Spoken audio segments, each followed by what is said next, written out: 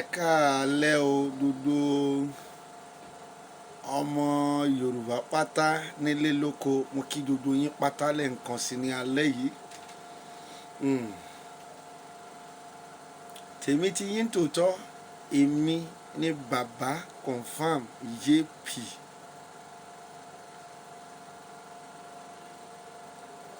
Mo kí bàbá Koiki Media fún iṣẹ́ takuntakun tí wọ́n tún ń ṣe lẹ́ẹ̀kan sí.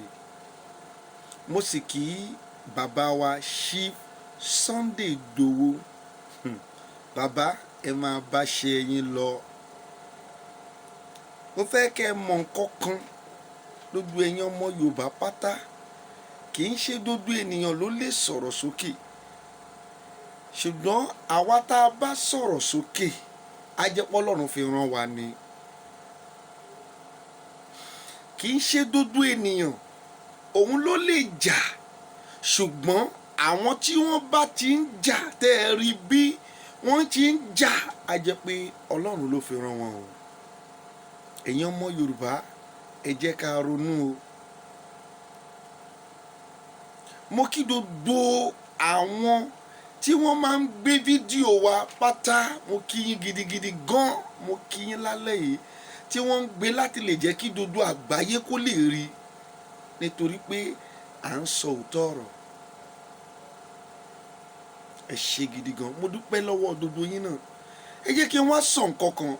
Ẹ jọ̀ọ́, gbogbo àwọn sọ̀rọ̀sọ̀rọ̀ tí wọ́n ń sọ̀rọ̀ lórí Yorùbá Nation, a ò déédéé wá bóyá kéèyàn lè mọ̀ wá. Ọ̀pọ̀lọpọ̀ ló ń lérò, gbogbo kọ́mẹ̀ntì tá a máa ń sábà rí, ìmí ìmọ̀ ni ó ń sọ̀rọ̀ ní tó kẹ́kọ̀ọ́ lè mọ̀, ní ò jáde kéèyàn lè mọ̀ mí. Ọlọ́run ti fi bàbá kọ̀ǹfàmù hàn fún gbogbo aráyé, òun fún rẹ̀ ló fi àwa hàn. Ìránṣẹ́ Ọlọ́run lèmi, èmi kì í ṣe blogger.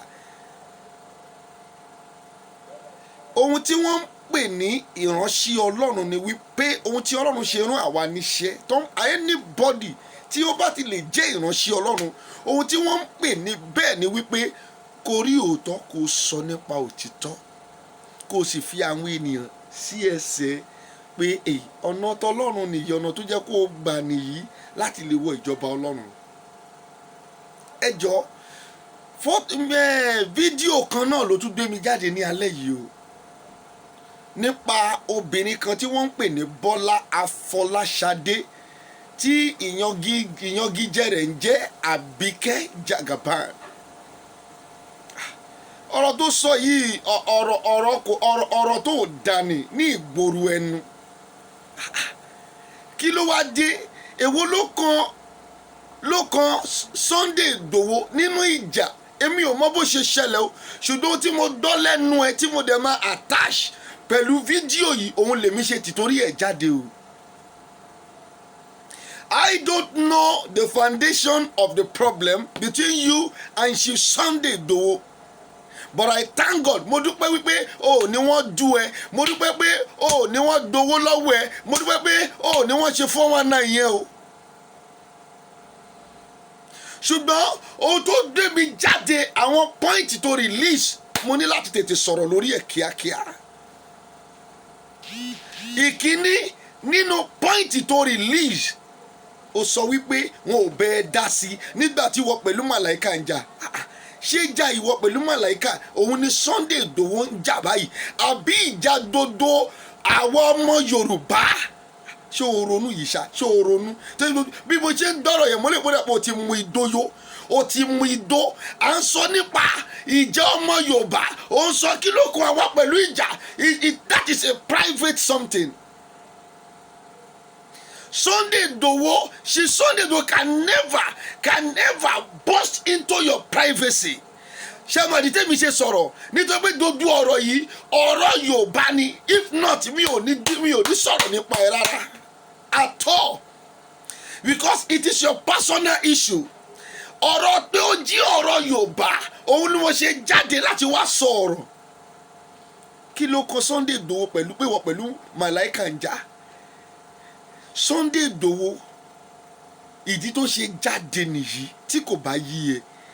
Ìkíní, à ń jẹ̀yà nílùú Nàìjíríà, o lè wà lókè òkun kó má mọ ohun tó ń ṣẹlẹ̀ ó dẹ̀ mọ̀ pé ìyà ń jẹ wá nílùú Nàìjíríà.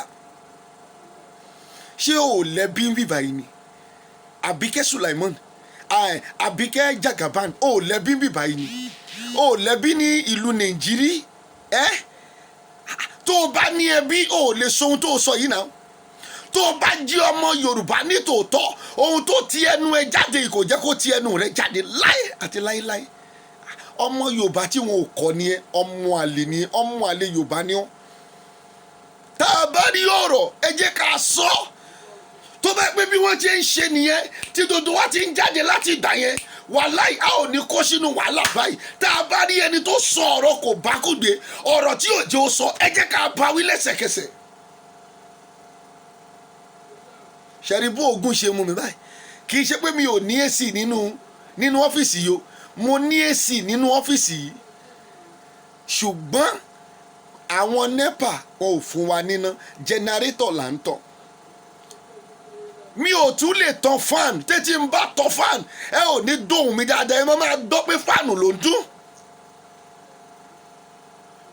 O ní woman feeling o Àbíkẹ́ Jagaban o ní woman feeling ọ̀rọ̀ tó sọ ọ̀rọ̀ ẹni tí kò sí ọpọlọ lórí ẹ̀ ó dẹ̀ pé òun máa ń mu igbó ó dàbí pé igbó tó mu ti yí ẹ lórí. Dódú ọ̀rọ̀ àwọn ọmọ Yorùbá nìyí o kì í ṣe mi nìkan ni mò ń bá ọjà o dódú àwọn sọ̀rọ̀ lórí ọ̀rọ̀ Yorùbá nation ni mo fẹ́ kí wọ́n dìde lórí ọ̀rọ̀ yìí kíákíá.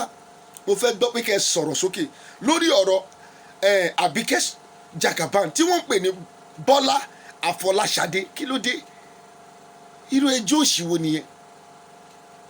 Oní Buhari ó tutù ìwọ dé ìjọba Buhari kó o dé pẹ̀lú ìjọba Jonathan kó o rí bó ṣe rí. Buhari wo ló tutù àbí ìwọ náà ti gbowó ni but mi ò fẹ́ pùtì ẹ̀ bẹ́ẹ̀ ṣùgbọ́n mo kàn rí ẹ pé pé o jáde nítorí pé o fẹ́ takù Chief Sunday Igboho ni Ọlọ́run ò dẹ̀ ní gbà fún wọn. Àwọn tó ní ayé wọn ò ní gbà fún wọn. Bàbá wa ní ẹni tí ń tì ẹ́ lẹ́yìn tẹ́lẹ̀ láti wákàtí lọ wọ́n máa yí padà sí ọ mo fi ayé àti ọ̀run búra rẹ̀. Wọ́n sọ nípa Ògùn kí ló mọ̀ nípa Ògùn ṣebí ẹ̀kọ́ burúkú táwọn pásítọ̀ tẹ́rí gbanú ṣọ́ọ̀ṣì wọn kọ yìí ni kí ló mọ̀ nípa Ògùn tó sọ nípa Ògùn. Àbíkẹ́ Jagaban ewé àti egbò ni wọ́n ń pè ní ogun ewé egbò ohun tó ń rìn nílẹ̀ àti ohun tó ń fò lójú ọ̀run àti ohun tó wà nínú omi òun ni Ọlọ́run pè ní ogun Ọlọ́run ló pè bẹ́ẹ̀ lọ sínú ìwé Genesis 1 látòrí 29 to 31 kò gbóhun tọ́lọ́run sọ ń bẹ̀.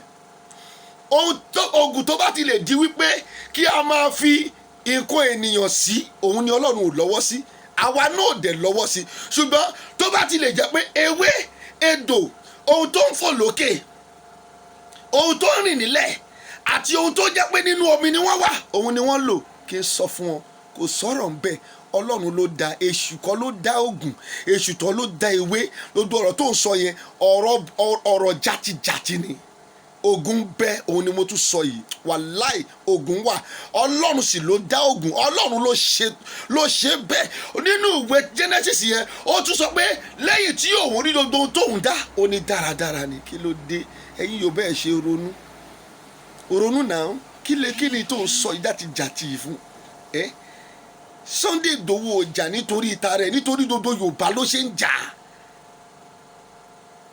nítorí gbogbo Yorùbá kò sómi kò sílé kò síṣẹ́ Fúlàní ń pa àwọn èèyàn wa kiri kò jẹ́ kí wọ́n lọ sí oko mọ́ Nàìjíríà ò ṣiṣẹ́ mọ́ kò sí ọ̀nà à ń jẹ ìyà kò sí oúnjẹ kò sí hospital ó ní woman feeling o.